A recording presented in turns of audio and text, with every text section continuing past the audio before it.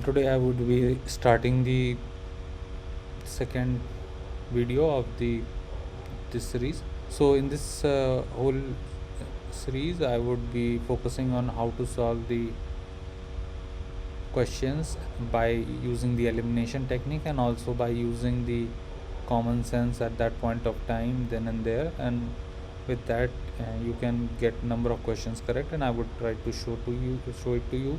Some of the disclaimers are that I may be wrong at some point of time, maybe because of lack of knowledge and other things. So I would advise you to have your whatever option that I am giving, whatever reason I am giving, you should deal with it accordingly. And not every whatever I am telling, not all would be helpful to you. Some would be helpful to someone, some would be helpful to others.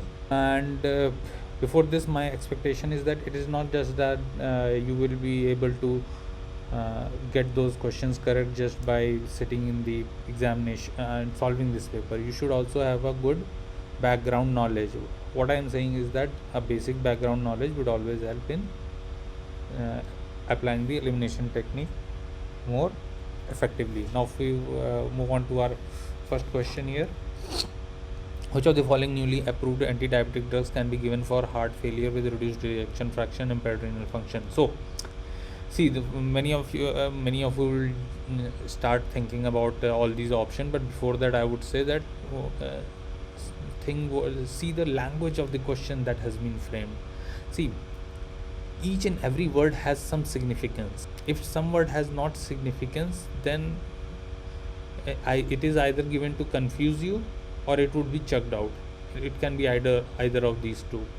And also remember that someone human is setting paper on the other side of it, and it is okay to set a simple question and get a simple answer, but rather than setting a difficult question or a question that is twisted and then getting it wrong, because then it would be a huge embarrassment for us, anyone who is involved in setting up that question. So these are very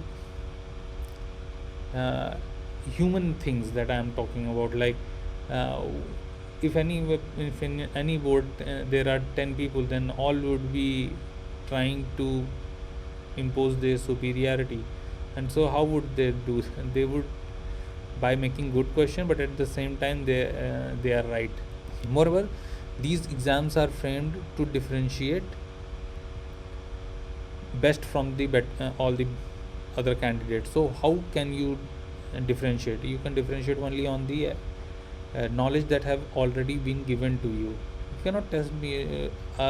Both the population cannot be judged on some unknown segment of knowledge. For example, anything that is in very highly evolving criterial things, something that is operating at the cutting edge level, they would if they are asking question, then both the a very good student, that is the best student, and the other student won't be able to answer, and then won't be able to differentiate, and then it fails the purpose of the examination, because at the end of the day the purpose of this examination is to differentiate the best. So just have that open mind. So now, the which of the newly approved anti-diabetic drug? See, now the statement first two words are all that is very suspicious, that is they are saying newly approved and that anti-diabetic drug. So see, gludec has been operating for a long time. Linagliptin, again rosiglitazone, have causes myocardial infarction. Now move on to the that which causes heart failure, which is beneficial in heart failure with reduced ejection fraction. That is D-gludec is simply the insulin, so it will not have any additive effect. Linagliptin, again it is operating through GLP-1 analog mechanism, and GLP-1 analog mechanism has not such thing that improve the renal function or are effective in heart failure. Rosiglitazone, on the contrary, causes myocardial infarction. So just by eliminating, we can reach on to the answer, empagliflozin. Also, one of the alternative technique that you can remember, that imp, it can be also be said imp is someone who is small, and small can get filtered through the renal system. So empagliflozin, even if the renal system is not able to perform, it will then again be excreted out. I think that that's sufficient for first question. Let us move on to the second. Now, which of the following is not associated with Down syndrome? Now, this is a very common sense question. Like, just think of what are the in all these four options, which of the disease is more common in population? I mean, ABC is common in population, but I don't think D is common in population. So, someone who is setting the paper, he should be very cautious of that. Whatsoever a research happens, then there is no relation being detected between caudal regression and Down syndrome. And how can that be achieved? By including the disease that in itself is very rare. Caudal regression is the most specific side effect of overt diabetes. That is the diabetes occurring over diabetes not controlled in the first trimester. So by that logic, just by applying probability, I will say it is not a question of Down syndrome, it is the question of probability. Once you understand that how probability applies, because conductive hearing loss, short stature, hypothyroidism is very much common in population, and its association with Down syndrome can be easily be described. And here by association, you can also understand that in this association, it is not saying that they are the causative factor or something like that. Just as mere association would make that option correct. So think critically, then you will yourself be able to arrive at the answer. So for this, caudal regression. Now we move on to the next question. Again, this in this question, just remember that this is the anterior part, this is the posterior part, and we studied the Lucknow Medical College Lucknow, that is in the knee joint from anterior to posterior. Okay, fine. Now here what we can see, this is the posterior cruciate ligament. If someone has studied the bone anatomy, tibia, then it is an easy question and can be easily dealt. Now this fourth question, I don't expect that any of the majority of population would not be able to answer, because it is a recently updated question, and my fear is that most of the people would get it negative. So because doxycycline is the usual answer, but what happened is that this is a recent update that doxycycline plus azithromycin is given. So don't you can skip this question. This was not very much doable. In fact, it was a tricky question. Now we move on to the fifth question. Now in fifth question, see, in the 40 to 50% of the cases are symptomatic at birth. So now this is now you can think critically, and it will be at the same time very comedy for you and also very much understanding. See, now he is saying that 40 to 50% of the cases are asymptomatic. That means he has to prove that less than 40% or greater, if in any of the study that is going right now in the world, in any of the even PGs you do, postgraduate student, they are also doing their own research. So in any of the research in all across the world, anywhere, if this is found, then that will make this statement flat. So the examiner is deliberately doing this so that he can frame the wrong answer. So you can if once you start analyzing critically, you will understand that one of the laziest creature is the paper setter. He does not want to move beyond his comfort zone, because he himself happily is getting you trapped in the question by just simple logics. Now optimum sample for PCR is blood, urine, saliva sample within 2 to 3 weeks of now we have studied that in CMV in another, and that body fluids have samples are used, so we can always go with the B option. But let us also analyze C and D. In C, just remember that if asymptomatic at birth, then there is higher risk of developing sensory neural hearing loss. Again, this does not make any sense, because if somewhere some studies be performed, asymptomatic at birth, somewhere they are getting it conductive, somewhere they are getting, this is not a very defined feature of this organism. And then we come on to the fourth option, that is the most common congenital infection after congenital syphilis. That is look at the funny part, that congenital syphilis, population incidence of syphilis is very low. Now they are saying that congenital syphilis is the most common. That in itself an absurd statement. And then after that, congenital CMV infection is most common. And again, that is something that is absurd, because both the infections are not that common. So just going by the rule of logic, I don't even if you say that fine, congenital syphilis is chances of getting congenital syphilis is, if somebody argues that congenital syphilis is correct, so what is its probability? Its probability is 1/2. Now most congenital after, now they are saying after, so after is 1/2. So the chances of getting the question correct is 1/4, even if we go by the simple rules of probability. So just keep your that is why both the A and D's option are easily checked out. C is little bit problematic, but when you read option B, then you come on to know that okay fine, B would be correct, C won't be correct.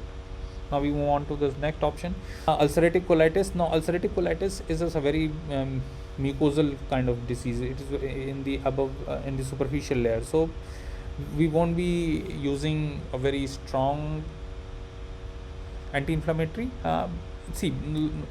Only to this logic only we can use, and 5-aminosalicylic cyclic acid is given, and that is given in the SRB also. And also, see, if somebody is a newly diagnosed ulcerative colitis patient, if somebody comes to you for the first time, you're not going to straight away prescribe 6-mercaptopurine or azathioprine, because these are having very disastrous side effects on the body. So we itself, in any kind of diseases, we will be starting from a very milder form, then we will proceed and adopt the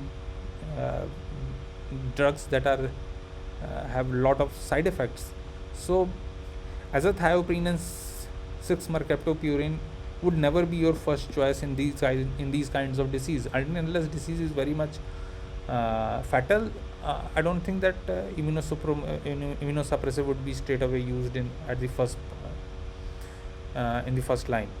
So we are left with two options, A and D, and you can use your luck or chances that budesonide can also be there, because in Crohn's disease we use budesonide, that is corticosteroids, and ulcerative colitis, since it is to the superficial layer, we use 5-aminosalicylic acid. So by that logic you can arrive at the answer. Now, a man with a known history of diabetes has come to your clinic. His vision is 6/6. However, on retinal examination, he is classified to have severe NPDR. Which of the following is not a feature of this condition? Now again, this is a very much comic question, I would say. See, they are saying that you just have to know what do you mean by NPDR. NPDR means what? Non-proliferative diabetic retinopathy. What do we mean by proliferation? We mean by proliferation that new vessels are being formed in the eyes, in the retina. New vessels are being formed. Just study the 4 options and tell me which option is saying that new vessels are being formed in which option. This neovascularization, it is itself saying neovascularization, new vessels are being formed. So, this is one of the easiest questions. You should not get it, even if you have never touched ophtha, but only you know if if you have studied the lectures and only know that okay fine, proliferative retinopathy is associated with generation of vessels, then this question can always be done, even if you have not read Quran or anything like that or notes, then also you can get these types of questions correct. Now we move on to the 8. A 63-year-old female presented with abdominal pain and tender swelling below and lateral pubic tubercle. What is the most likely diagnosis of this condition? Again, abdominal pain and tense, so it is somewhat, there is sign of tenderness. So it is see pain. Why will it occur? It will occur because of ischemia here, and below and lateral to the tubercle. Now below and lateral to the tubercle, we are taught a lot of times in hernia cases that would be femoral hernia. So, and moreover, she here is female. Femoral hernia is common in female. So by that logic, you can also solve this. Now we want to the ninth question, that a patient presented with a type 1 colicoidal cyst, all of the following statements are correct except.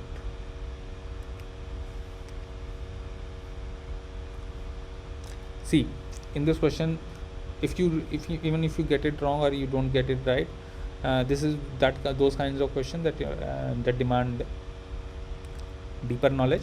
So, but also then I would be taking you to the point where you are left only with two options.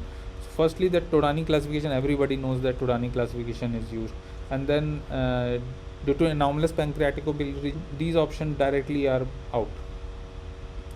Now we are left with A and B. Now cyst open and drainage is done, and increased risk of cholangiocarcinoma. So if you just analyze it deeply, you will understand that if cholangiocarcinoma is occurring in this, then why will someone leave it there then and there? Why they will do cyst open and drainage? That is the first logic, because it would be a crime to just keep leave the cyst there, and that can result into malignancy. A person may die. That is one of the grossest mistake that a person can do. So what you can do, if you accept that there is increased risk of cholangiocarcinoma, but if you are someone who believes that no, cyst open and drainage is then, and then there is no increased risk of cholangiocarcinoma, there are two methods to applying to these kinds of question. And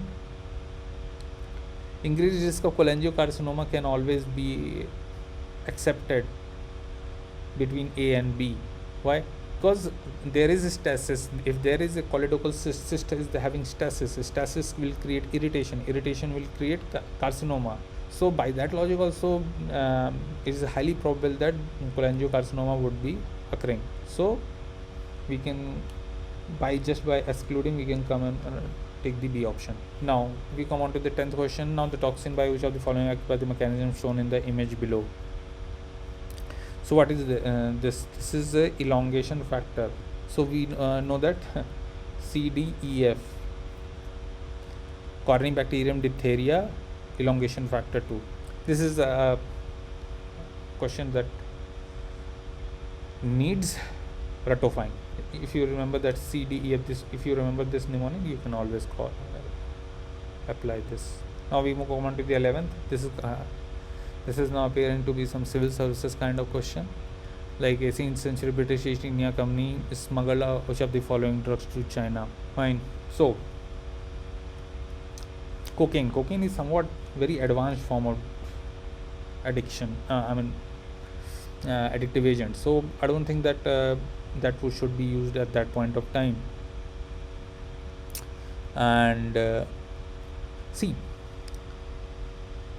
only that those would be smuggled, those things would be smuggled that are banned in that period of time.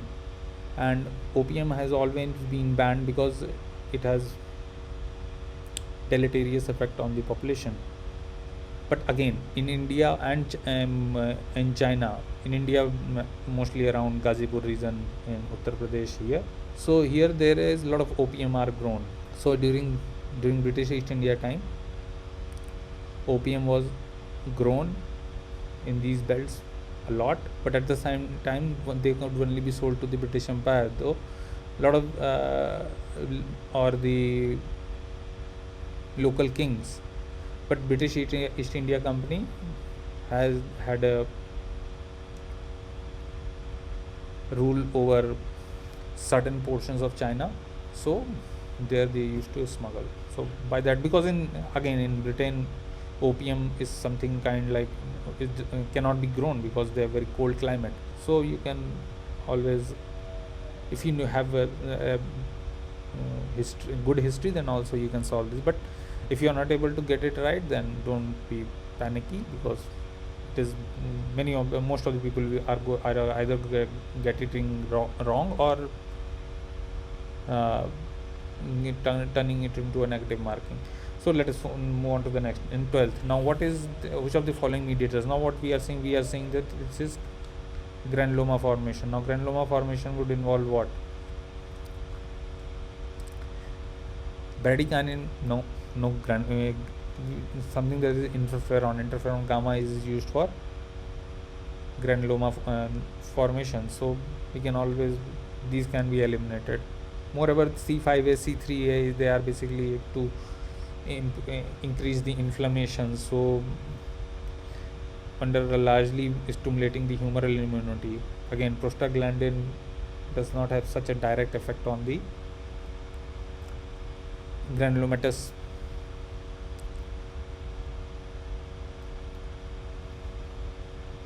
formation. Now we come on to the next 13th. See, now it is saying post-immune. Now this is something that you have to remember it by heart. Post-immune, see, anti-GBM is not post-immune. Post-immune would be something that is you are studying in rheumat, and that is ANCA. ANCA will be associated. ANA can also be there, but I think ANCA would be more associated here.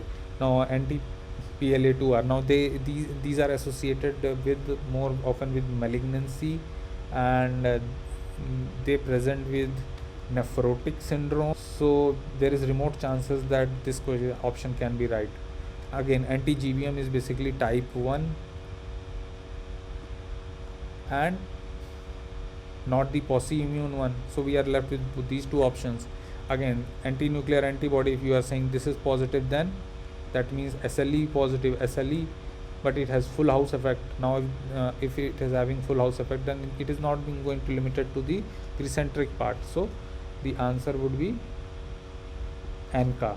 14th question. A 25-year-old male patient present with severe purpuric skin lesion and is diagnosed with ITP. Which of the following tyrosine kinase can be used in this condition? So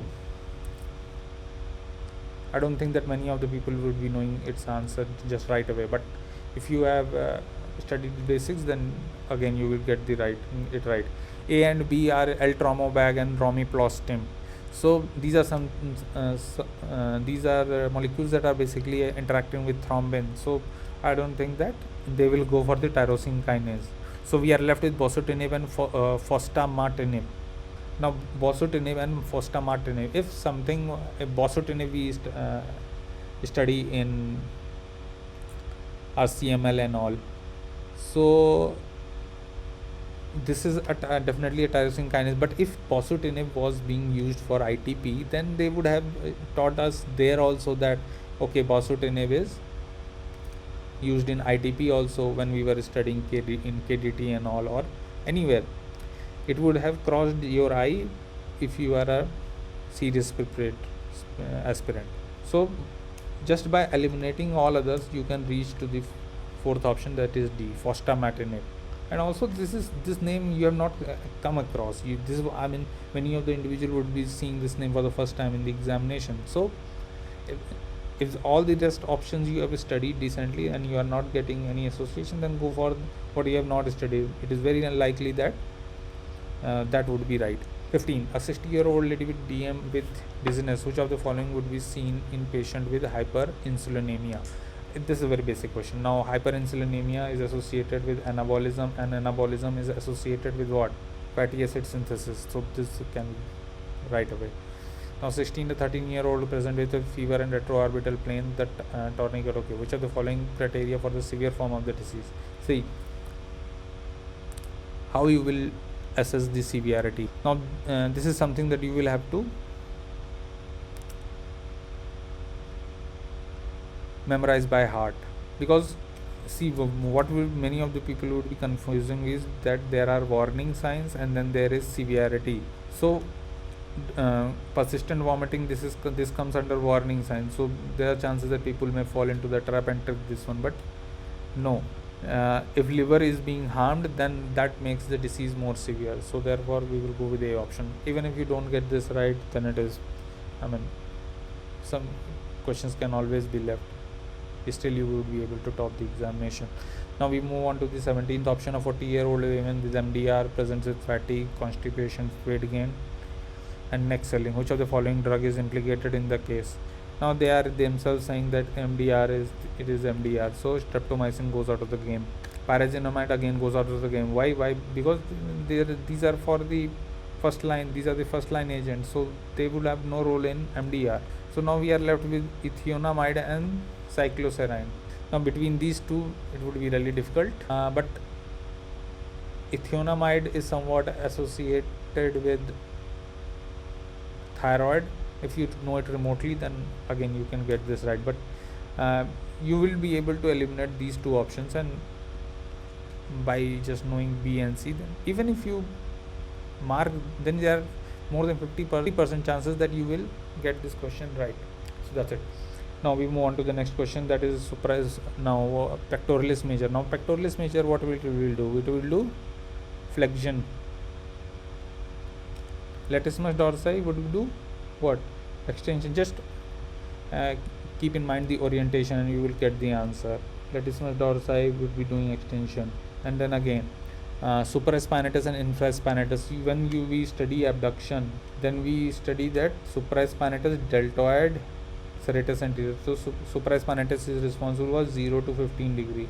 So supraspinatus abduction. So B for D, and then infraspinatus is associated with lateral rotation. So just applying that, what is the orientation?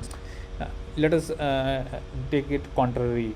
First let me mark the correct answer. A2, B4, C3, D1.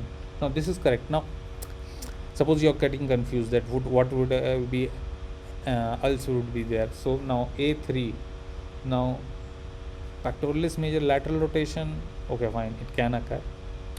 Just it is anterior, then there is possibility might be occurring, or then if we go on to the posterior. But first you have to fix who is causing the flexion, who is causing the extension. But in case of supraspinatus, infraspinatus, they are very small muscles here, and basically they form the part of the rotator cuff, and so it is very unlikely that they will lead to extension or flexion, because humerus is a long bone. So if you have to flex or extend, you require a longer muscle, so that which is attached all throughout the bone. So therefore, if you apply sensibly, then you can come on to the 18th C. Now let us move on to the next question. A 25-year-old patient presented with 3-day history of fever. Like my opinion, what is the next appropriate management? Retroorbital plane with NOSA. This is a basic question. NS1 antigen you do for dengue. A patient on amitriptyline was found in an unconscious state. Which of the following does not suggest amitriptyline toxicity? Many of you would be confused what to mark. See, arrhythmia is a very general thing. Amitriptyline is not used as an anti-arrhythmic. So definitely, if it is not used in anti-arrhythmia, then they would be causing arrhythmias sometime. Maybe it be tiny amount, but they would be causing. So I don't think the examiner will go for this option. Again, confusion is a very normal thing. Even when you are listening to my lectures, you would be confused in something. It is a very subjective thing. So it is possible that confusion can always occur. Now hypothermia and then midriasis. Now midriasis, these are two very specific things. If the question answer would have to be right, then it can be only either of two. Either it is hypothermia or either it is midriasis. So how will you be reaching your answer? See, I'm not suppose you don't know regarding midriasis, okay, then we are not counting it. But then if there is hypothermia, amitriptyline, if it is causing hypothermia, then in antipyretics we would had been taught that okay fine, in the rarest of rare cases we can use, because amitriptyline is used in neuropathy. So likewise, if it was causing hypothermia, it was such a nice agent, then why not use it in controlling the fever? But we don't use it. So the option C seems to be more logical, that it is going to be incorrect. So I will go with option C, hypothermia. See, these two are why hypothermia mydriasis are, these are the two things that cannot be changed. It's something that do not have much gray area. If pupil is dilated, it is dilated, is it mydriasis. If there is temperature less, then it is, the temperature is less, nobody can do nothing. These are very objective things. But arrhythmia and confusion is something that कोई भी drug करा सकता है, any drug is possible. So now we move on to the next. Now sickle cells have, again this is a past year question, and if you are getting this question wrong, then your preparation is somewhat not really that good. So we always know that it is high osmotic fragility, okay, or low osmotic fragility. It has low osmotic fragility, but what will the mechanical fragility? See, it is causing, if it would be mechanically fragile. If it was not so, then vaso-occlusive crisis would not be happening. So just understanding it critically, that okay, sickle cell are causing vaso-occlusive, so, and they are getting broken down there, so higher chances are there that sickle cells have high mechanical fragility. Now we move on to the next one. What is the following statements are, and then 22nd is a very much factual question, and you will have to know the basics of here, then only you will be able to answer. It's better you skip. Now we come on to the 23rd question. Now in 23rd question you can see that what are the options here. It is saying that left A option, the right adrenal gland is semilunar in shape. Now this is very much factual statement. It can be either be correct or wrong. I mean, it can be both sides, because it is a factual statement. Now, the left adrenal gland is closely related with tail of pancreas and spleen. Okay, not a big deal. It is closely associated. Now adrenals are yellow on gross appearance, possible because it has fat around it. And the adrenals are retroperitoneal in location, again because kidney is retroperitoneum, then adrenals can also be retroperitoneal. So out of the three, even if you don't know that right adrenal gland is semilunar in shape, the other options are very much can be ruled out very easily. So see, and also the what the examiner would have done to frame this question, he would have seen that somewhere in the BDC or anywhere, left adrenal gland is semilunar in shape. So what creativity will he apply? The creativity he will apply that instead of left he will write right, and that's it. A question is framed. Now move on to the next question, 24th. The most commonly fractured carpal bone is the lunate. The scaphoid is the most commonly fractured at the waist. The cast for scaphoid fracture is set in a glass holding position. Kienbauch's disease is due to osteonecrosis of the lunate. Now remember that in 24th question, this third option would be correct. So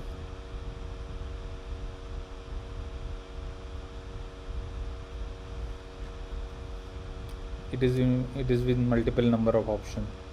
So D is going to be out of the game. Now the most commonly fractured carpal bone is the lunate. Itself, this statement arouses a suspicion. Why? Because you, in any book, in any curriculum, firstly the most common diseases are taught, then we move on to the rare one. And in case of carpal bone, we are more taught of regarding the scaphoid fracture. We study lunate, but we study the lunate dislocation, not the lunate fracture. So it is the scaphoid fracture that was going to be the common one. That is why they are being taught. Just knowing that what is more commonly taught to you. We are taught that lunate dislocates rather than getting fractured. So lunate dislocation is taught, not the lunate fracture is taught. So by that logic only you can get this question right. So one is wrong, so we will get A correct. The region of his chest and abdomen also. Your abdomen also. So what we are getting? We are getting 4. Even if you don't know the 9 rule and anything, that is, we are getting 4, and only one option is even, that is 36. 4 9s are 36. This is an easy question, you should not get it wrong. Now we move on to the next. Which of the following is the viralizing tumor of ovary? Now again, at first glance it would appear a very difficult question, but trust me, it is very much easy. See, carcinoid tumor, what do we get? We get serotonin. It does not cause virilization. Brennan's tumor, this is a transitional cell carcinoma, but we are not taught that it causes a virilization. See, if some drastic, if some disease have a very characteristic feature or some very characteristic happening, then they would be taught to you. It is not that it won't be taught to you and then straight away they would be asked in the examination. Fine. Now we move on to the thecoma. Thecoma is something associated with theca cells, and then theca cells, if thecoma is being formed, then there should be increased estrogen and not a virilization tumor of the ovary. So even if you don't know arachnoblastoma, by elimination only you can pick arachnoblastoma. Now 27, again 27 is a PYQ. You should, if you are preparing for INI, then PYQ should be really strong, and this is due to alternative RNA splicing. Now 28. Now 28 is, what is happening here? See, now here the 75-year-old woman we are talking about. This 75-year-old woman. Now you see that there is no disarray. Why? Because disarray is associated with HOCM, and also HOCM is seen in young individuals, and then again, so HOCM would be highly unlikely. Atrial fibrillation. Now atrial fibrillation, by just showing you a biopsy thing, it is very difficult to come on to the conclusion that it will cause atrial fibrillation. So we are left with now dilated cardiomyopathy and restrictive cardiomyopathy. But what you would have watched that there is increased amyloid deposition, Congo, that is why so there's so much eosinophilic staining there. So whenever there is deposition, it would lead to restriction in the mobility of the heart, so it will lead to restrictive cardiomyopathy. Now 29, firearm injury, blackening surrounding the gunshot entry wound is due to. Now again, just apply the common sense. Muzzle of the firearm. See, muzzle of the firearm, even if there is blackening occurring anywhere on the skin, how can it be muzzle? Because even if we are having a long shot, there also we will sometimes see blackening. So muzzle of the firearm, if it was muzzle of the firearm, it would be only be in, so then only blackening would only be seen in close contact wound. Now again, flame effect. Now what is the flame effect? See, whenever you are cooking food in kitchen also, it flames. Sometimes it you come in the vicinity of the flames. Does the blackening happens? I mean, after burning and all, they may occur, but flame does not have that much of effect that it can directly leading away to the blackening that they are talking about. Now unburnt powder. Unburnt powder, again, this is a very unrealistic thing. Whenever when a powder that is not being burnt, so powder can be of any color. We can get a powder in any n number of colors with the advent of nitrocellulose and other compounds. So again, unburnt powder is again with something that is you can always exclude. So, and smoke we always see. So the answer is smoke. Now identify the dye condition, and so again, this many of you would be getting confused, but trust me, it is very easy, even if you don't know anything about it. See, cobalt green fluorescent dye, corneal degeneration. First of all, what is you are saying? You are saying that the whole of the structure is blue. So we are left only with B and C. And then fluorescein dye and lyseramine green dye. And then we have corneal ulcer and opacity. So now here we are doing the staining, and see, if there was corneal opacity, why would we stain? We are directly seeing that the cornea opaque. So What is the function of what added information will you get after staining it with such a thing? So corneal opacity, again very bleak chances. Interstitial keratitis, again this is because the interstitial keratitis, that is uh, inflammation occurring in between the cells, and again we won't be staining that, we won't be getting much information. Now if there is an ulcer, now ulcer will give, can get us a information. Okay, fine, when this dye is adhering to certain proteins there, then corneal ulcer will get eliminated. Now again, for corneal degeneration, if something is corneally, or cornea is already degenerated, if you put this stain, then it will be going into the anterior chamber of the eye. Now we are going to the anterior chamber, it can have a lot of deleterious effect. So why would anybody be taking risk and devising a procedure? So in the end, even if you detect it, you end up losing the eye, because these are the dye, and these dye would not be a very safe thing. We always try to avoid the unknown chemicals that is for the body. There might be some allergy and all, so you can always skip this question. Either skip, or by that logic you can also apply. But even a patient underwent laparoscopic cholecystectomy, specimen revealed that gallbladder infiltrating the muscularis layer, which is what is the management. See, here the problem is many of the people would be falling into the trap with how to differentiate between the go for A or C, because see, surveillance, if somebody has a cholecystectomy has already been done, muscularis layer, we always go for one step more in case of cancer. But this question is a tough one, and even if you skip it, there is okay. So extended cholecystectomy is all performed, because chemotherapy do not have much role in reducing the or eliminating the gallbladder cancer. It is the cholecystectomy that has a role here. Now we move on to the 32. The upstroke of action potential in sinoarterial node is due to.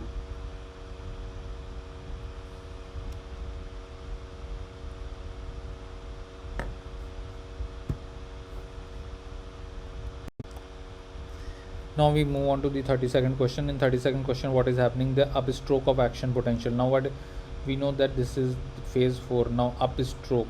So here it is upstroke happening, and this is phase 0. So it would be why? Because of calcium currents only. Now 33, a 62-year-old peasant with heart irregular, fixed and non-mobile lump in retracted skin, discolored, or lymph nodes are enlarged. What does it mean if the tumor is luminal type A? ERPR positive, HER2 negative? A would be the answer, as far as I am able to recall. Now we move on to the 34th question, that is which, again this is a textbook question, and what in light blue container? Light blue container we have sodium citrate. What is the percent? 3.2%.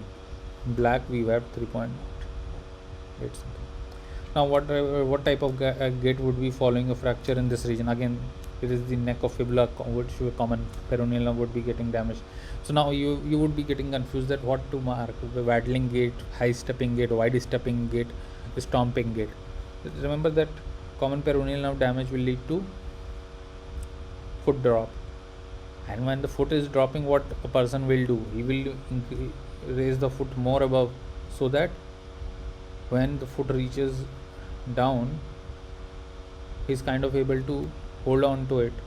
So what will he do? He will take a high stepping gait. Common peroneal nerve does not have to be wide stepping gait, because that more often seen in cerebellar degeneration and all. So here you can always go for high stepping. It is, you can, by just applying common sense, can get this question right. Now 36, acromegaly, no big thing. 37, which of the following, again this is a biochem retro question, so MS2 is the answer. A man presented with the history of a stab. Okay, fine. Now this question will be haunting anybody. See, whatever say brachial artery is damaged, we will use the great saphenous vein. We all know that superficial, when we do what is the treatment of varicose vein? If it is in the superficial segment, what we do, we strip off the superficial segment, but that is great saphenous vein and all. So that is not very much essential to the body, and on the other hand your whole arm is dependent on that brachial artery. So you can easily take the graft of great saphenous vein and then implant it on the arm. Prosthetic graft will have a lot of coagulation.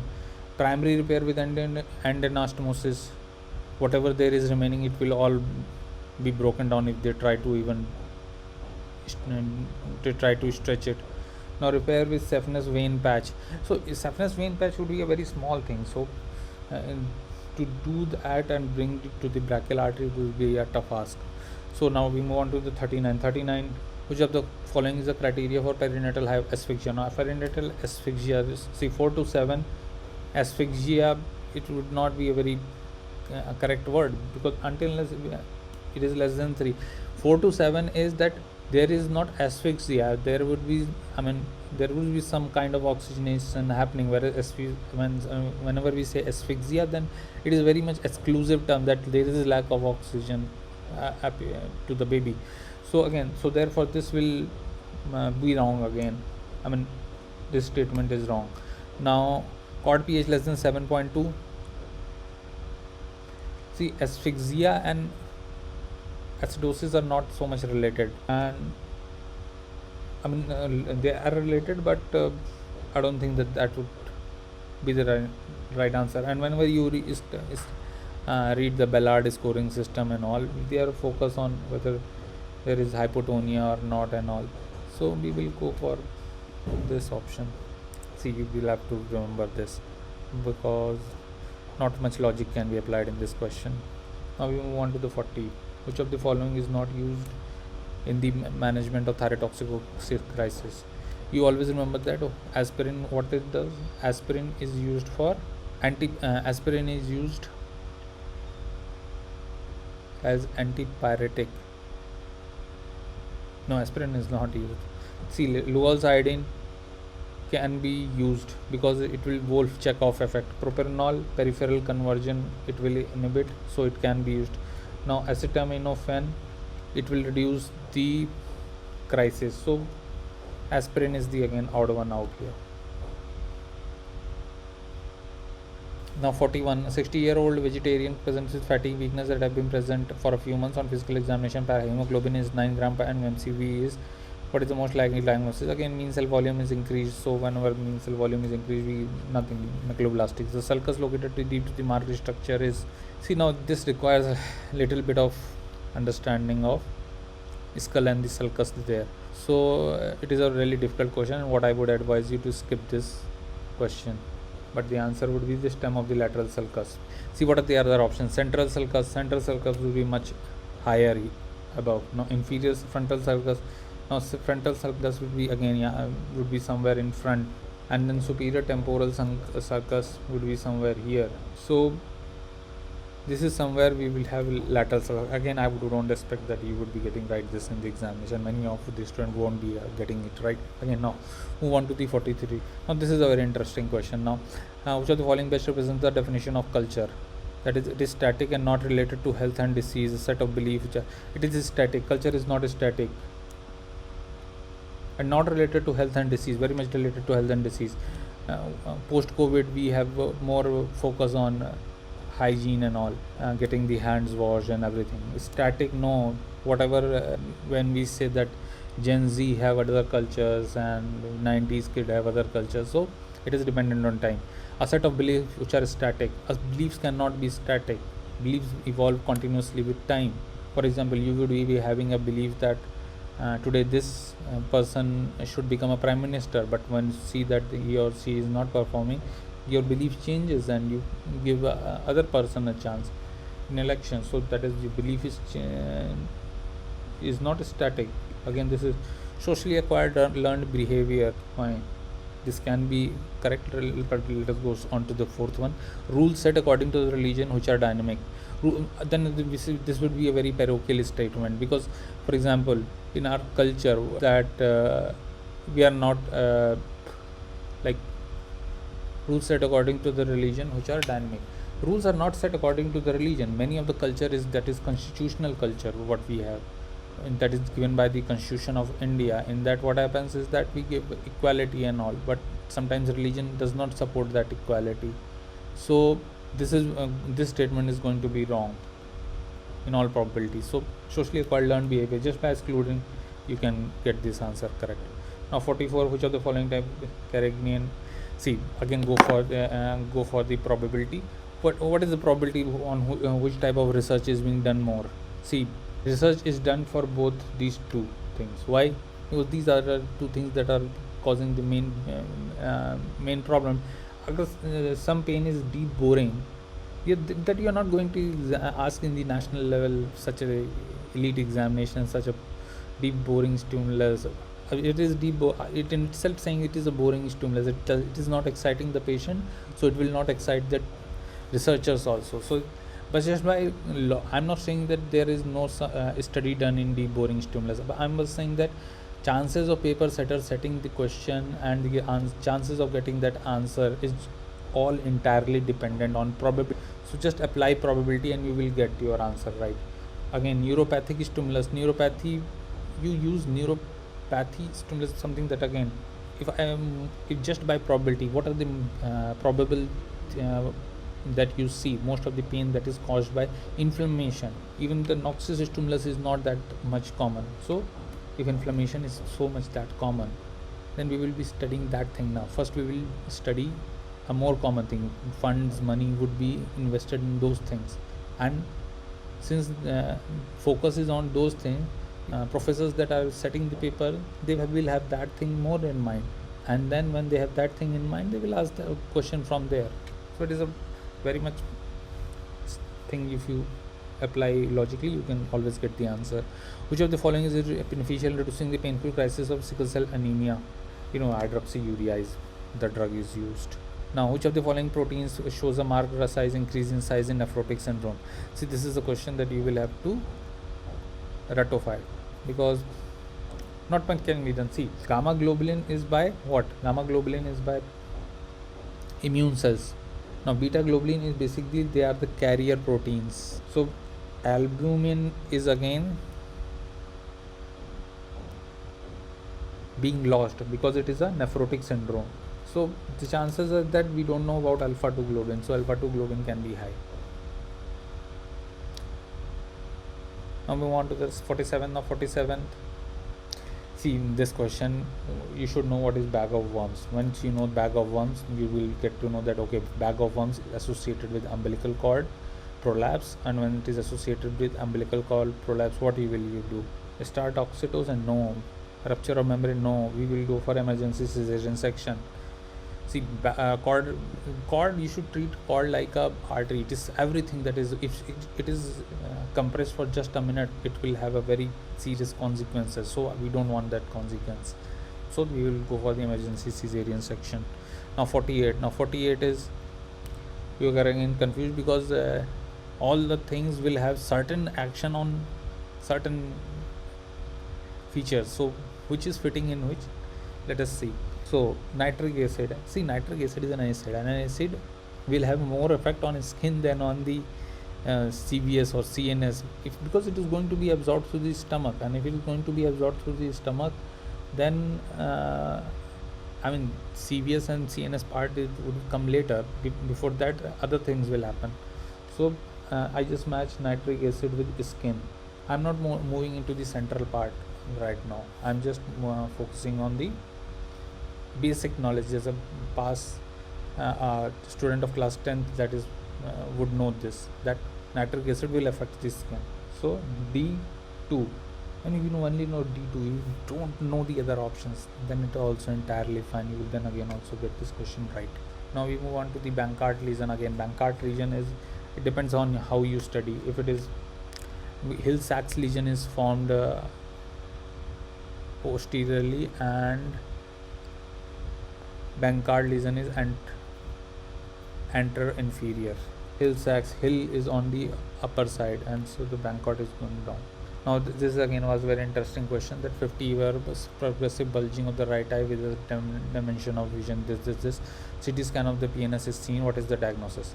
See again, if you'll apply more mind, you will get overthink, then really you will get it again wrong. In this, what we are investigating the primary pathology. Primary pathology is sinusitis. Fine, sinusitis is happening. So now they are asking us on the basis of only one thing, that is this MRI that has been given, MRI CT scan, CT scan. Now this on the basis of only this CT scan that we have to decipher.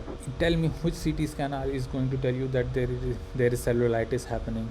I mean, is there such kind of CT where one can just see on the image and conclusively prove that it is cellulitis? Have you ever seen that cellulitis is being diagnosed by the radiology, especially by the CT scan, where X-ray, and you are not even evaluating the soft tissue. In CT is more of a bony kind of structures. So again, cellulitis we cannot decipher. So this is going to be big no. Now we are left with superiosteal abscess and orbital abscess. Now what do we mean by orbital abscess? It should be happening within the orbits here. Now when it is not happening within the orbits, then we can go for sinusitis with superiosteal abscess. Now 2,3 BPG binds 2. Now this is something really you have to rectify, that 2,3 BPG binds to globin part of hemoglobin. See, myoglobin you can always rule out, because we are not ever taught that myoglobin what is it binding to. And iron, that is heme part, that is having iron, they are more interested in carrying the oxygen than carrying the 2,3 BPG. So 2,3 BPG will be somewhere acting peripherally, so that would be globin part of hemoglobin. By that logic you can eliminate the A and C option very comfortably, because when we are studying 2,3 BPG, we are not studying it regarding hemoglobin. We are more always studying regarding the myoglobin. Myoglobin. We are not studying it associated with myoglobin. We are studying it with associated to hemoglobin. Now again, this which of the following is not transmitted by the vector shown in the below? First, what is it? It is heart tick. Now heart tick. What does it causes? Heart tick not associated with orangia. And rest, you have to remember. There's no any shortcut to it. Now 53, 13-year-old was brought by mother to the emergency with abdominal pain for few days. On clinical examination by the RMP, they found that she is 8 weeks pregnant. What should be your immediate next step? See, now just by looking at here, that they are saying that there is 8 weeks pregnancy. Now they know conclusively that she is 8 weeks pregnant, and she is not in any kind of emergency situation right now. Although she has been brought to the emergency with abdominal pain, but there is no such thing as alarming other signs and symptoms appearing here. So the earliest step would be file an MLC. See, any treatment you do afterwards, man, everybody should know that this is a MLC case, and therefore extra precautions should be taken to gather the evidence and everything. So you just starting before the treatment, it will take hardly 1 minute or 2 minutes. You will take out the MLC certificate things, and you will start jotting it down, and once you are complete with it, you inform the police that okay, so and so is the case, and you please come, and then police will come. So all the other things would be performed later, but firstly and foremost, we will have to enforce the rule of the law. If the health of the female is not under any threat. 54. Now again, she is having increased facial hair. Now there is increased facial hair, then what we will do? We will use anti-androgens. Fine. She should be advised the following except. Okay. Now in this, what we can do is that we are giving this, lifestyle modification, we can give this counseled about the risk of metabolic syndrome. So this would be the wrong answer.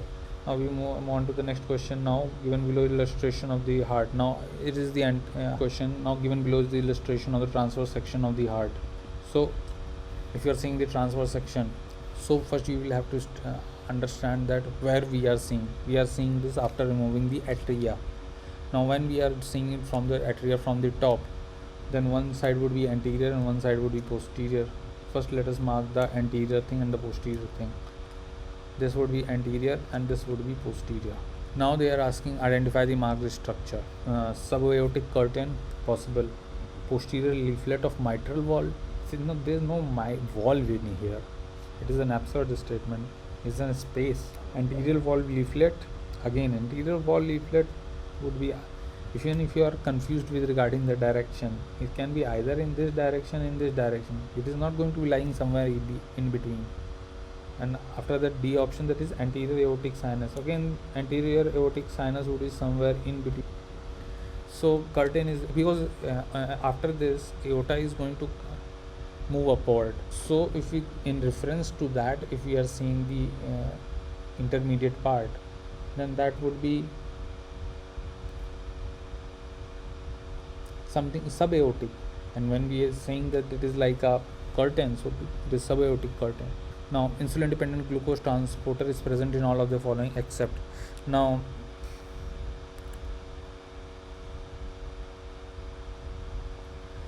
insulin dependent glucose transport occurs in which insulin types? Insulin 4, insulin type 4, and insulin type 4 is present in where the post tissue. Now in this we move on to the insulin dependent glucose transporter except. So remember that insulin it is, they are asking very basic information. What is insulin type 4? Now insulin type 4 is GLUT4. Now insulin GLUT4 is found where? Insulin GLUT4 is found in heart, muscle and adipose tissue. So again adipose tissue is the answer. You can get this right. Now 57. Now again 57, if you don't know the Nelson syndrome, then also you will be able to reach to the conclusion. How? See, complaints of hyperpigmentation of her palms after an adrenalectomy and new onsets of vision loss. Addison's disease do not have new onset vision loss. If some vision deficit is happening, it is because of some anatomical obstruction. So Conn's syndrome again it is happening. It is not possible here because in Conn's syndrome it would be hyperactivated. So we will always be reaching to the A option. Now again this is an interesting question. Now 58. Which type of synovial joint is seen in the picture? See, the answer is in front of us. Ball and socket. How is ball and socket? Ball socket is shown by arm. This is ball, this is socket, this is the acromion and all. And similar thing happening in legs and pelvic, femur and pelvic bone. So there is some kind of ball. Here are you seeing any kind of ball? Even if you are seeing here, it is like this. It is not in the whole joint structure. So we can eliminate this. Ball and socket. Saddle we will see. Pivot, where will it pivot? Pivot somehow it should have axis somewhere. Na? It is not having the axis. So again pivot is not possible. Plane, when this is so much curved, then how can we expect that it is going to be plane? So the answer would be definitely the saddle joint. It's just by applying exclusion it is more or less of a ball and more of a cauliflower. So by that you can, just by seeing you can come to the conclusion. Again this is 59. This was somewhat you will have to remember. I think the answer is Gibson season. Hawkins classification. See, this is you will have to remember. Hawkins, Hawkeye we see in cricket. Why? What does we see in Hawkeye? We see it so that it can tell us whether the batsman was out or not. It is telling us. So tell us. Now we move on to the 61st question. Now 26-year-old female. Just I would advise you to, whenever you are faced with the dilemma, just move one step backward and recall what was given in the notes. When you see that person is coming in menorrhagia, then just step back and think that which will coagulation factor deficiency can lead to menorrhagia. I mean, I'm just attacking the one part. Other thing, if you know autosomal dominant, what are the autosomal dominant disorders, then you can always reach the answer. But I'm of the opinion that very few people would have been knowing this. So, coagulation factor. Now, coagulation factor who are bleeding in the knee, they do not present with menorrhagia.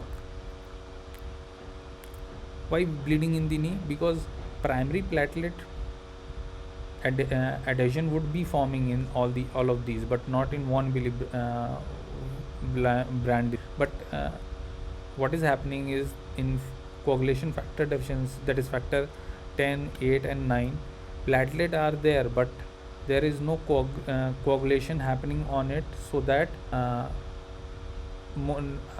fluids do not percolate. So therefore we have swollen knee. But in von Willebrand disease, what will happen? In von Willebrand disease, there is direct platelet dysfunction. When there is platelet dysfunction, this plug in itself would not form, and when this plug would not be formed, then menorrhagia can occur. Now we move on to the 60 part 2. Now 62 was a little bit tricky question, but if you apply just common sense, you can get through past it. See, best method to conclusively localize parathyroid adenoma. So USG, neck and MRI, they are out of the game. Now we are, why? Because USG neck will not have here human is coming into intervention. In ultrasonography, it will depend more on a person doing it, and parathyroid is towards the back side, so it would be difficult to do the ultrasound and come to the conclusion that the patient has parathyroid adenoma. So what we will do, we will do MRI. No, that also cannot tell us adenoma, because even if you do MRI, there will be slight bulge there will be shown. Again, now people are majoritarily confused between A and B, but my advice is that the curriculum has such been designed that a basic MBBS person is able to understand what the basic things are, what are the basic so people may get confused and mark spect sasta maybe because they want to write some take mark the fascinating stuff, but that would be a wrong thing. You go for the system EV because that is something popular in the normal population, that is being done by the doctors. So until unless you don't see that something you have not been taught, you should not mark it. If it is a case of as common as parathyroid adenoma, so we should go with technetium 99. Now we move on to the next part, the audiogram. So now audiogram is that this is see, the low frequency is being lost earlier. When low frequency lost earlier, it is related with endolymphatic hydrops. This is something that you will have to remember. I can help you in excluding it, that ototoxicity, these are all generally towards the high frequency end and not in the low frequency, because SCG is seen in pregnancy and all, and we don't have that kind of thing here happening. So this is something what you will have to ratify. So this is 1 2 3 would be correct. Now we want to the 65. Now again, if you know the other structures, you will always be coming to the conclusion. So Vikram's striatum is seen on oral mucosa. Voronov's is somewhat like this. It is a ring-like structure.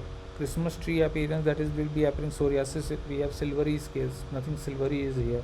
So it would be a most likely polarity scale pityriasis rose. Now we move on to the 66th one. This is somewhat controversial, but by many of the majority people are saying that increased lithium doses would be the right answer. Now we come on to the 67. Now again, here little bit of common sense can be applied if you are abreast with the current affairs. You see, sometime back in 2016 in Chhattisgarh, there was a case happening where in makeshift operation center, a lot of operations were performed and all the people turned out to be blind. So after that, it was taken the decision was taken that we would avoid the makeshift camp operation theater. So therefore, this would be this would be an incorrect statement. But suppose you don't know this question, so let us understand the other three options. IUL placement by small incision cataract surgery is preferred. Normal thing, acceptable statement. Yes, small incision is always preferred, so it will be right. Reach in approach had lesser post-operative complication. Reach in approach, you are reaching it to the patient, and when you are reaching out to the patient, definitely they will have less complication because you are caring and taking care of those people. Now, people of cataract are identified and sent to the higher center. Definitely, we can identify someone, somewhat we have someone is having complicated cataract or cataract in which there has been rupture of a second time appearance of cataract, subcapsular opacity and all that is happening. So we can send it to the higher center, no big deal. So if you understand, if you read closely, these all are palatable statement. These are some words that we aspire for, that is small incision surgery, reach in approach will have definitely post operative. So just by applying common sense you can get those right, and therefore A would be correct. Now 68 is a straightforward. Ratify is dexamethasone. Now if you want to 69, biosafety level 3 is very important. Biosafety level are important. You just understand what does each biosafety level means, and you will reach towards the answer. See, we have 4 level now. Biosafety level 4. Now in biosafety level 4, if it spreads, then the community will be killed, like, because they do not have any kind of measures. See, whenever we are talking about biosafety level and all these things, we are talking in respect of community and not in terms of individual. One should first appreciate this point, that we are talking in terms of community here. So in in biosafety level 4, we are keeping in those diseases against which we do not have any kind of warfare to fight against, like vaccines or drugs and other things. So in category 4 we will have Ebola and Crimean Congo hemorrhagic fever. Now what will be the biosafety level 3? And again, Salmonella typhi is somewhat that it is not that much of population. It is not going to affect a lot of population members, and if it affects them, people have the immunity to fight against Salmonella typhi.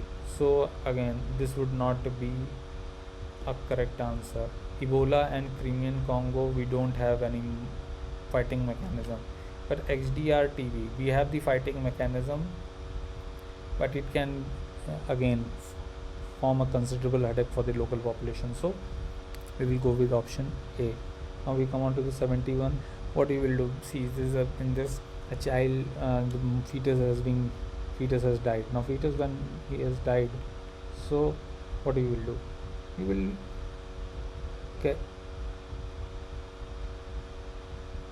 carry out the artificial rupture of membrane and antihypertensive, and this will be A option. We will not go for emergency. Already the fetus is dead, so why we will go for the cesarean section and put a scar mark there. And for tocolytics, why we will give tocolytics when we are in the opinion that baby should be expelled as quickly as possible. Observation, no, we will not carry on for observation because the blood pressure is kind of high here, so you can go for 78 or 71. Again, this is again commonsensical question, that what is the saline wet mount over iodine on? Saline wet mount is what? Saline wet mount is just you are putting sodium chloride. Just think of that, you are in a kitchen, and kitchen you take out the saline and you prepare that thing, and then you put it over for the stain. So what would be the drawback? Saline wet mount will not help in identifying the inner structure of cyst. Why? Because iodine will stain the inner part, like glucose, wherever there would be glycogen and all saccharides, so they will stain it brown, but not the saline wet mount, because we cannot see just by a simple water that find what are the internal structure, however strong the microscope may be. So the answer would be 1 and 3. Now we want to come on to the next thing. Which of the following helps in the HIV? It's like the GP120. Now which of the following, again this is a commonsensical question, this is ovarian. 74 femoral psoas and tender joint. Again, now this is question a female patient. Now by just by epidemiology you can solve this question, because female patient है, so osteoarthritis goes out of the game, because it is occurring in the elderly and it is largely related with knee joints and ankle joints and not with the other joints, because they are not that much weight bearing. And so we will go with B. Cystic fibrosis, you will have to learn this. So choose the correct. In now there would be increased chloride in sweat and decreased chloride in urine. 1 and 4 is correct, so C option. HIV positive patient presented with headache and neck stiffness. So C, opening pressure will be normal. No, why? Because we are having cryptococcus, and cryptococcus will not have normal opening pressure. Now start amphotericin, and again this is the big red mark, monotherapy. So examiner is saving himself. If he would have written that start amphotericin, then someone would have come and say, sir, amphotericin, there it can be a treatment. Why not? Because why you are not giving him? He examiner has smartly converted converted this question and kept himself on a safer side by including the word monotherapy. Now anybody comes to that professor and says that we can start amphotericin, but he will say that will you start it just by monotherapy? So examiner is kind of saving himself. So just be vigilant and you will getting a feel of what the examiner is thinking. Now D, 80% will have radiological positive finding. Again that I had told you that 30 to 40% wala question. That again 80%. Now anywhere if it is proved that somewhere is 80% or 79%, then this statement will fall flat. And mathematics and even that too in medical science does not apply like 80% will have positive radiological finding. You will have to tell the specific population, in which population you are seeing, what are the population, what is the age structure, what is the everything that is associated with epidemiology. Because even 80% of patient we are now bringing this question into PSM kind of thing. Why? We are talking in terms of community. Now it is not about a single individual. So this is a factually wrong thing. So even if you don't know, start ART after 2 to 3 weeks, then also you can get this question right. But if you are a serious aspirant, you would be knowing that this is the right answer.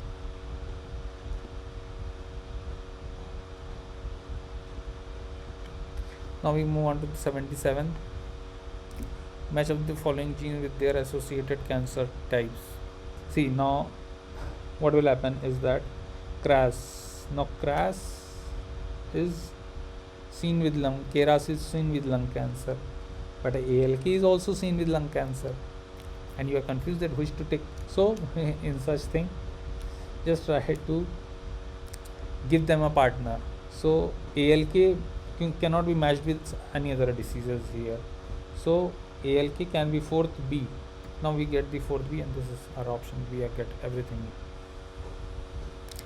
Now again JAK2. Again see JAK2, because people know that JAK2 is associated with myeloproliferative disorder. So he has framed all the options just like that.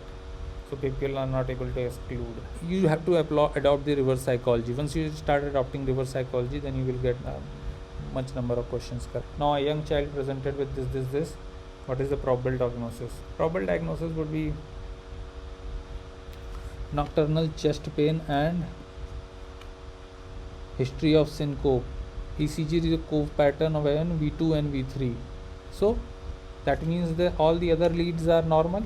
Now a young child presented with nocturnal chest pain, history of syncope, somewhere syncope happened, and after that syncope he again got up, and he again starts playing and everything is fine. So it is definitely going to be a disease which is episodic in nature, and out of this myocardial infarction there would be permanent damage, so it cannot be possible. HOCM again, we can keep it as a reserve option, but again HOCM is more of a eco, like we will diagnose it when we see prove it in the echo that fine interventricular septum is hypertrophy done. So this if we had to diagnose HOCM, then they should have given their information, but they haven't. So big aorta syndrome, this is suspicion, but again dilated cardiomyopathy, it is not the age group. Dilated cardiomyopathy is seen in more of a older individuals. Now again see, this is a basic pap stain, this is papilloma stain. Now again AT. Now AT is somewhat, many people would be saying that it is out of syllabus. Definitely out of syllabus. I mean that a normal student will know or not, will not know, but everybody will be knowing the Bismuth classification, Strasbourg classification, and those classification anywhere there is no talking of vascular as well as the location of, there is talk of location of the injury, but there is not talk of vascular injury. So when we are bringing vascular, so have confidence and have faith in your study that these are not going to be options A and C. So you are left with B and D. So take your chances and take any one of those. Anyway, you have got 50% chance of getting correct. So likewise you can do. Now this is a slightly controversial question again. See, you are performing a cardiac massage. So what you are doing here in the operation theater, you have opened whole of the chest, and now right now what you are doing, you are going there and massaging the giving the cardiac a massage. So the gloves that was in the air and all, wherever there could be, you are not directly going into the thorax cavity, so it would be contaminated. 82. See, echocardiography has nothing to do with blood sugar here until unless some heart pathology is given here. No heart pathology is not given, so why we will do echo? So 3 option would be chucked. So when 3 option would chucked out, what we are given with A and B and D. Now B and D, now just see that what are the commons. 1, 2, 4 are common. So our whole will depend upon 5 and 6. Now 5, will we do ECG or we will do serum protein electrophoresis? On to the 82nd question. Now 82nd question, that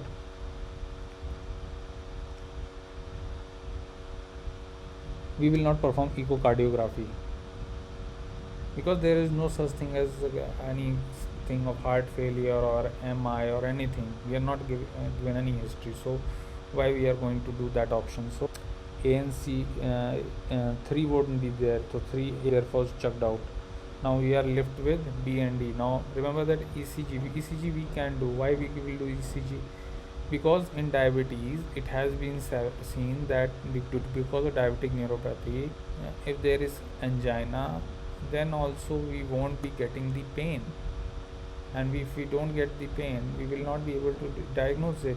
So fine, we can do the ECG portion. So D would be the correct answer. Now 83, best way to manage. Fine. Now what most of the people would be doing wrong here is, see, exercise we will do, so this is absurd. Diet, exercise, lifestyle modification. Now these 3 are common in here, that is A, B and D. Now we will have to choose. Now metoprolol. Now metoprolol, what is the side effect? Beta blocker. Now beta blocker, what will do? It will reduce the insulin secretion, so again it will lead to increased glucose. Do we want that kind of situation for diabetes mellitus? No. So we will not be selecting the A option. Now D, amlodipine. Amlodipine is calcium channel blocker. Again, this would not be in the pancreas. In calcium, there would lack of intracellular increase of calcium, and then again insulin would not be increasing. Or if we if we leave out those also, then also we will get B. We are checking out A option because beta blocker can cause hyperglycemia, and amlodipine.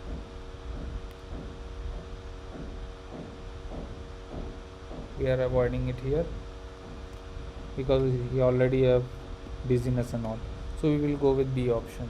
Now this is something that you will have to remember. Diaminobenzodine is used for staining. Pinpoint pupil. Now pinpoint pupil is what with the opium. Now elderly patient, don't get panicky here. Now if you have read your main BTR notes, there ma'am has taught what are the drugs that are taken through skin. Now in that skin, I mean by own mnemonic, you can also make your high ocean. This is high ocean, so high ocean. We have the subcutaneous patch. Now here everything is dark and night, so night rate, and this is Keanu Reeves, so Keanu Reeves reverse stigma, and then both this they are clone of each other, so clonidine, and then we have in between these roti, and they are in round structure, roti gotin, and then we have this fan, that is fentanyl and diphenhydramine. So by that you can remember what are the what are the drugs that are involved in are skin patch. By that also you can see, by utilizing pharma only you can solve this question. Now 87. Now first degree heart block, you remember that morbids, what is morbids, will have fixed PR interval. Venki back is longer drop. Now we move on to the 88. Again it is acanthosis nigra, it is easy.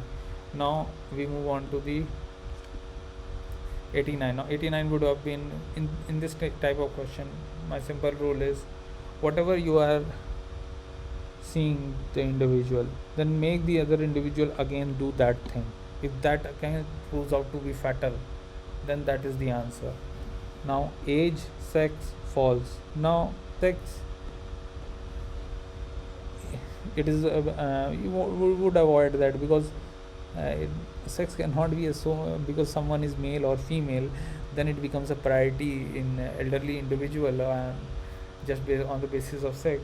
If there was some child and some infanticide would be occurring, that is female selected, then one would have thought regarding that. But once when you have lived your whole life, and then in this geriatric population you are going to differentiate in this sex, it is very highly unlikely. So cough and chronic diarrhea, you're not going to do for cough. Cough can occur for a number of reasons, and they are not that much of. If that occurs again, then again also patient can be saved. Again, now we move on to the age, fall and confusion. Now in this, fall is really much important, because in fall, if somebody somewhere falls happen, then immediately there can be brain injury and he can die. So such thing can be of really important and of saving the elderly population. So we will go for the C option. It is as simple as that. 90. See, again this is a slightly tricky question, because they are on the one hand giving 6 milliequivalent, but on the other hand they are saying that creatinine is raised. So they are talking about uremic pericarditis and all that kind of, again there is severe acidosis. So you will be confused, and it is valid that you are confused between these two. That is what luck is. Now if you take this option, then it is correct, but if you take C, then it is wrong, because they are saying that greater than 6.5, but we don't remember that. Okay fine, severity is 6.5, anywhere when C6 of potassium, then our eyes gets lighted up and we just jump onto that. Now status 3, if you remember, it is associated with remembering the disease. Now, sodium valproate. Now valproate, what happens is that valproate inhibits the degradation of the GABA, so this B. Now we come on to the 93. Which of the following technique is used to detect autoantibodies? See, if you know a little bit of everything, you will be able to answer. ELISA, enzyme linked immunosorbent assay. Close to anything antigen antibody comes, it is flow cytometry. We are concerned with CD cells. Fluorescent fish, we are staining with of the chromosomal and all. So it is very highly unlikely that these two can be the option. And ELISA and indirect immunofluorescence, and this immunofluorescence that is more associated with antigen antibodies, so that would be the answer. Complementary to the active site, again a commonsensical question. If this is the enzyme, so what would be complementary that is going to fix in the site? That would be the substrate also. So it is very simple. Now we come on to the 95. See, if this would have been given only, then we would have marked the alveoli, but no. But they have shown some smooth muscles here. Now they have shown the smooth muscles, then they definitely it is not the alveolar sac, because alveolar sac will not be happen this smooth muscles and around. So, but lot of alveolar sac are shown in this here, so it will be terminal bronchiole. 96, again this is a semi-conscious state. What type of injury? See, graze abrasion when he is taken along the ground. Laceration, it can occur by bumper and all. Multiple contributions, because he will die he will be thrown multiples of times. Primary, secondary, tertiary injury that we study. So chop wood is something that is homicide, and that is done by someone who are having a sharp small edges wounds. So then there would be chop wound. 97, what will we do? Now this is a really good question. They are saying that 45-year-old tibial fracture in cast presented to emergency department, complaints of intense pain. The cast was removed on examination. Passive extension was painful. The dorsalis pedis posterior tibial pulses were present, and there was a loss of sensation over the first web space, that is deep peroneal nerve is being compressed, and dorsalis pedis and posterior tibial pulses were present. So duplex imaging, why will you do duplex imaging? You are seeing, getting the in clinical examinations that dorsalis pedis and posterior tibial pulses you are getting there. So why will you go and waste the money and do duplex imaging? Reapply the cast. If the individual is having loss of sensation, why on earth will you go for and reapply the cast? This is also gone. Then measure the anterior compartment pressure. Yeah, we can do that, because now measuring the anterior compartment pressure is more logical here, so we will go for the measurement of anterior compartment pressure. Now we move on to the 98. This is a entirely ratifying thing. Point D will have maximum potassium. Malignancy, liver transplantation is not contraindicated. See, our life comes on to the basics where we can save the individual. We have evidence of testicular cancer where people have been saved, like in Lance Armstrong. If Lance Armstrong happened to have some liver transplantation, will he be denied? Somebody who is having testicular cancer which can be treated, and you will deny such a person that no, you will not have transplant because you have testicular. But he will respond and say, fine, testicular cancer have a good prognosis, I can fight testicular cancer, and please get me liver transplant so that I can live. So this is some you can solve on basic logic. Now melanoma, it has very high mortality, and therefore why we will waste a liver here. Breast carcinoma, again high mortality. Renal carcinoma, and the treatment is not that much successful, but testicular cancer, the treatment is successful, so we'll go for the D. Now last, this is what super antigen. Now super antigen is streptococcal pyrogenic exotoxin. This is something that you will have to remember. In this video I will have only this number of questions. If you have any kind of feedback, you can comment me on the comment section, and let me know that you want subject wise past year or you want year wise. The related PDF would be available to you in my Telegram channel. You can always go there and download it. And thank you for listening to me for such a long duration.